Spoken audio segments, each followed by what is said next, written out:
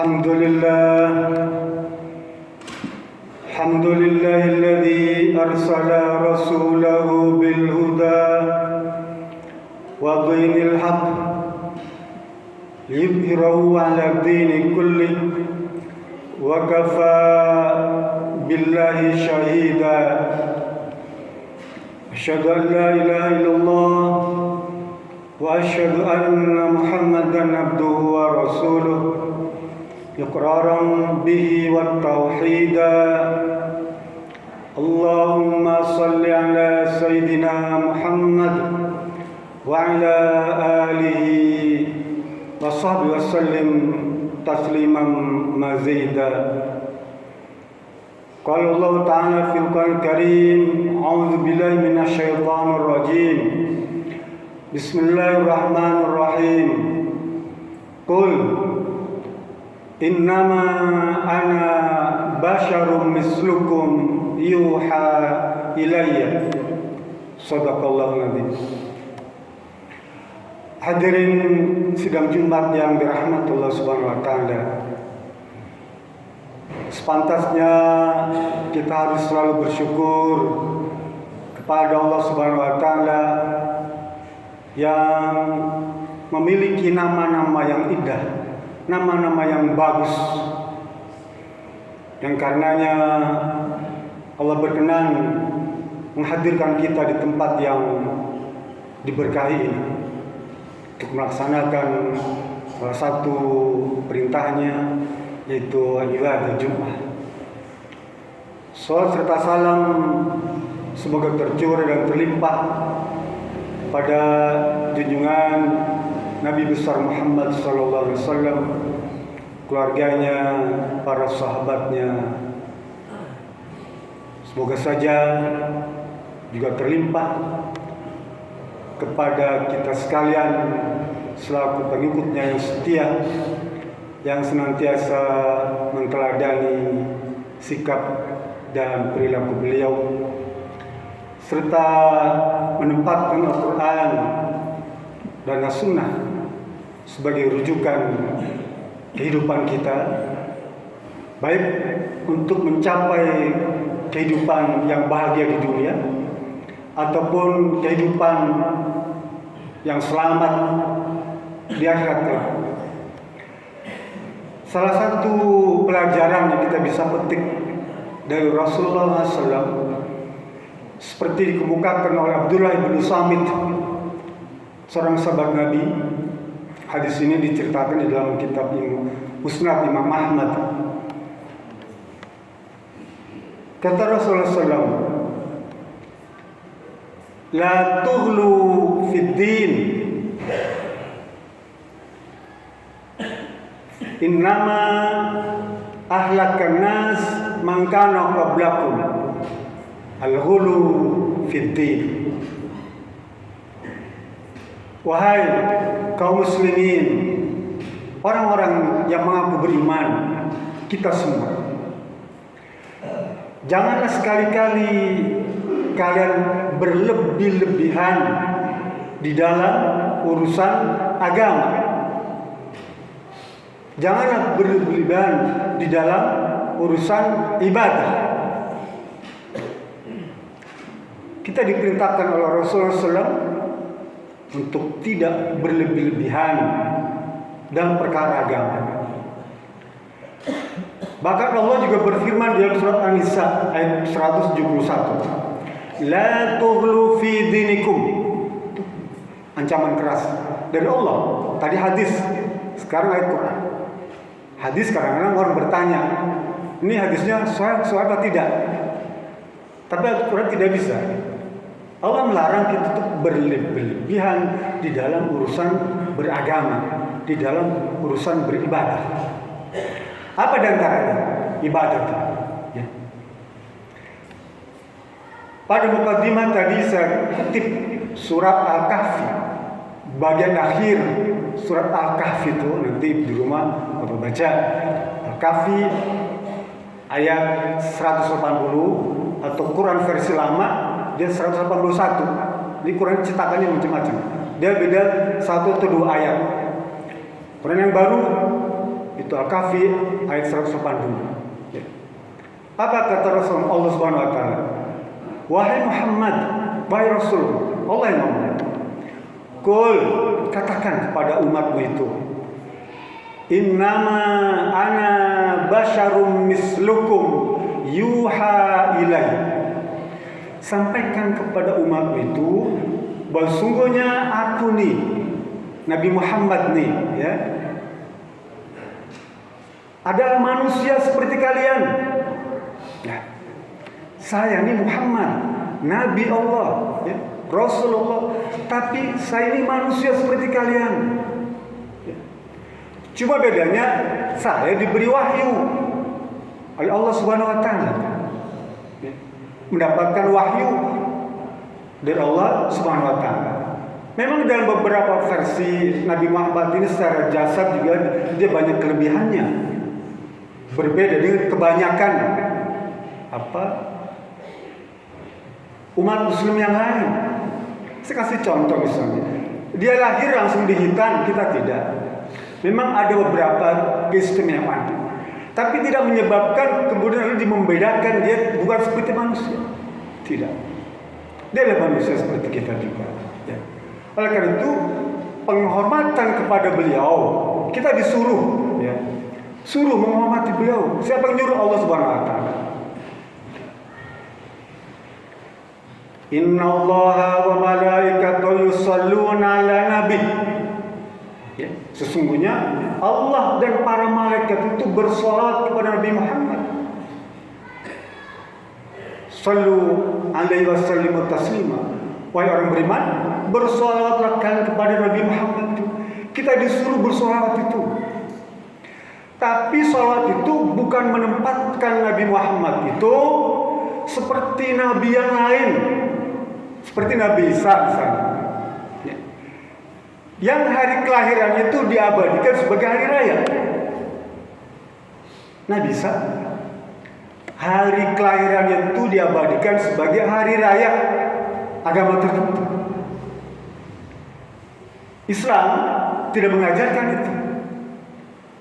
Menghormati ya, menghargai ya, kita disuruh. Ya. Dalam hadis lain, Imam Muslim bercerita tentang ucapan Rasul. La tutrukuni, ya, kama atratin nabiyya Isa bin Maryam.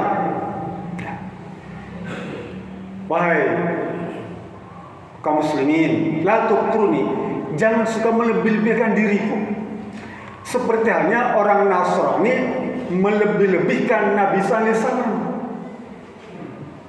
yang menjadikan dia itu sebagai Tuhan. Ya. Nabi Muhammad pesan dalam hadis sahih riwayat Imam Muslim, jangan lebihkan diri. Ya. Dulu ada seorang sahabat Nabi bernama Abdullah bin Syakir. Dia datang ke tempat Rasulullah SAW bersama Bani Amir. Lalu kata Abdullah bin Syakir, hadis ini bisa dibaca di Ibnu Majah.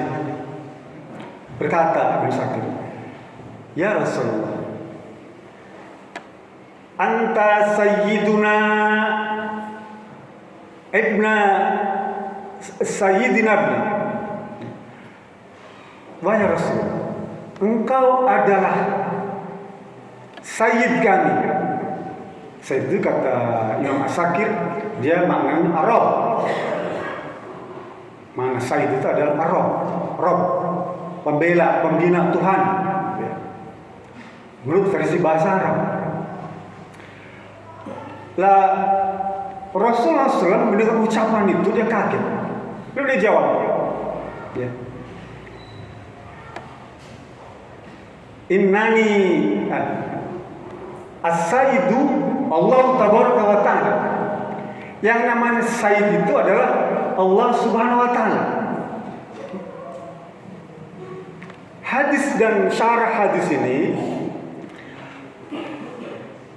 memberikan penjelasan bahwa orang-orang yang berhadapan langsung dengan Nabi itu, ketemu dengan orangnya, maka dilarang mengucapkan sayyid ketemu dengan Rasul. Sebenarnya di sini juga berlaku bagi semua orang. Siapa saja sekalipun kita, kalau kita ketemu langsung dengan orang ini, kamu sayyid ya, itu dilarang. Ya. Karena ada di selain Rasul berkata, umu li sayyidikum. Itu bisa dibaca di dalam kitab Anisul Mukminin karya Saful Mukhtar. Hei para sahabat, pergilah kalian, ya, pergi kalian bersama sayyid kalian, bersama pemimpin kalian. Bangunlah, berjuanglah, ya. Berperanglah bersama sayyid kalian, pemimpin kalian. Artinya mengucapkan kata sayyid dibolehkan. Ya. Loh, gimana tadi hadis tadi larangan, sekarang dibolehkan. Di sini ada kearifan para ulama. Ibnu Qayyim, Imam An-Nawawi, ya. Dia mengambil pendapat yang pertengahan. Apa kata beliau? Kata Imam An-Nawawi, kalau kita berhadapan langsung dengan orangnya, seperti halnya para sahabat berhadapan langsung dengan Nabi Muhammad, maka dilarang mengucapkan kata sayyid, sayyidina, sayyidi, apa sayyid. Tapi kalau tidak berhadapan langsung dengan Rasulullah, dengan siapapun, maka kata Imam Nawawi, kita boleh mengucapkan kata sayyid, baik sayyidi maupun sayyidina. Bisa dibedakan ya. Jika misalnya bapak ketemu saya, Ustaz, sayyidi, nah itu nggak boleh, ya, nggak boleh. Tapi kalau itu tuh dia bilang, Pak Ustaz fulan itu dia sayyidina tuh, ya, sayyidina kita, nah itu boleh. Ya. Nah sekarang persoalan Nabi Muhammad ini sudah wafat. Artinya pengucapkan kata sayyid itu, maka karena tidak berhadapan dengan langsung dengan Nabi Muhammad, maka dia dibolehkan. Paham ya? Ini penting. Karena kadang-kadang kita juga timbul perdebatan yang karena tidak berujung penyelesaiannya. Padahal kita baca kitabnya akan ketemu penjelasannya. Jika misalnya sekarang bukan di zaman Nabi, ya, Nabi sudah wafat, maka kita boleh mengucapkan itu. Tapi hadis kita berlaku kepada orang, ya, nih kepada sama kita nih, maka kita tidak boleh mengucapkan kata sayyid untuk menunjukkan anta sayyid, tidak boleh. Ya, yang dipegang. Hadirin dirahmati Allah Subhanahu wa taala. Jadi di bagian akhir bulan Rabiul Awal ini penting sekali, ya, kita memperbanyak tuh sholat kepada Nabi kita Muhammad SAW. Karena disuruh Allah saja dan para malaikat bersolawat untuk menunjukkan bahwa pentingnya sholawat. Ya. Maka kita sebagai hamba Allah, ya, pengikut Nabi Muhammad, perbanyaklah sholawat. Man shalla alayya sholatan sallallahu alaihi wasallam. Barang siapa bisa bersolat sekali saja kepada Nabi Muhammad itu, Allah yang bersolat kepada kita 10 kali. Kalau kita bersolat 10 kali, Allah bersolat 100 kali untuk kita. Loh, solat Allah itu bagaimana? Allah mendoakan. Nah sekarang yang mendoakan Allah sendiri. Kita berdoa untuk Allah. Sekarang Allah berdoa pada kita, untuk kita. Kira-kira bagaimana penerimaannya tuh? Ya, secara logika. Allah bersolat untuk dirinya, berdoa untuk dirinya. Maknanya Allah berikan. Ya, kalau kita 100 kali kata Rasulullah, maka kita akan dibebaskan dari sifat nifaq, bari'u minan nifaq, wa bari'u minan nar. Kita dibebaskan dari siksa api neraka. Ya. Dan dibebaskan dari sifat nifaq. Ada nggak kira-kira yang lebih hebat dari itu? Balas Allah nggak ada lagi. Apa? Bebas dari neraka. Loh, bebas dari neraka belum tentu masuk surga.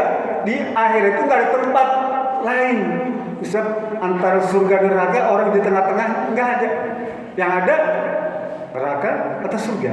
Jadi maknanya kalau bebas neraka, dia di surga. Nah, jadi kalau kita bisa bersolawat, perbanyaklah solawat ya. Untuk sholat, untuk mengaji, untuk azan, untuk berdoa, kapan saja. Bahkan kata beliau, doa kita untuk mengambang di awang-awang kalau tidak diiringi dengan salawat kepada Nabi Muhammad sallallahu alaihi wasallam. Barakallahu fiikum karim, wa nafa'ani wa iyyakum bima fihi min ayatil dzikril hakim. Taqabbal min wa minkum tilawatahu innahu as-sami'ul 'alim. Aqulu qali hadza fastaghfiruhu wal ghafurur rahim.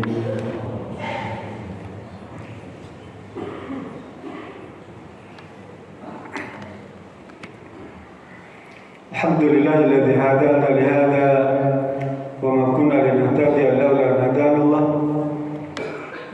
Inna Allaha wa malaikatahu yusholluna 'alan nabi. Ya ayyuhalladzina amanu shallu 'alaihi wa sallimu taslima.